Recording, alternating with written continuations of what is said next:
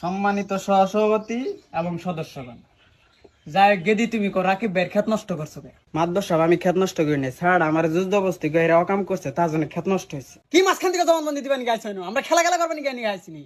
যাইছো সব পতন দিয়ে খুলে কও। আমি ছাগল হাসার দিবার গেছিলাম, তখন স্যার আমার বগলে আইলো। পরে আয় হেরা আমার খারাপ কাম করবার ক। কি খারাপ কাম খুলে ক?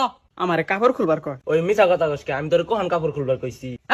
এক ঠাউরে মতো আলা তুমি বেশি কথা কস না, এনো অকাম করবার গেলে মন থাকে না। এই তুই সব খুলে কয়, এনে শরীয়তের বিচার হইতাছে।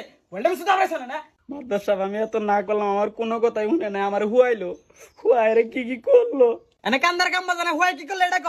কি করছে আনে রে বুঝে রে, না মেরিলে কোহাম না। কি করলো আমরা কি বাগের বুঝলাম? আমরা কেউ না আসছিলাম নাকি? সভাপতি সাহেব, আপনি কি কিছু বুঝছুন? না না না, আমি তো কিছু বুঝলাম না। আমার হাতে নুচ্চামি করছে। মাদ্দার সাহেব আমার এক পা খেত নষ্ট করে ফেলেছে, আর আমি চূড়ান্ত বিচার চাই।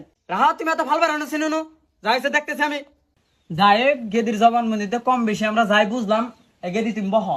এই রাকিব আলী, গেদি যে কথাগুলি কয়ে গেল, সব কথা কি হাসা? হ মাতবর সাহেব, ও যা কইছে তাই হাসা। আপনারা যা করবেন তাতেই আমি রাজি। যাই হোক, দুজনের কথাবার্তায় যা বুঝা গেল, এক হাতে তালি বাজা দোষ দুইজনই। ওদের কীর্তিকে আলাপ অনুযায়ী সামাজিক নিয়মে এখন ওদের বিয়ে ভরাই দিল নাকি কোন সভাপতি সাহেব? হ্যাঁ, বিয়া বাড়াই দিলে হইব। যাই হোক, এখন রাইতে গেতাছে গা, আমরা উডাউডি করি নাকি কোন? হ্যাঁ হ্যাঁ।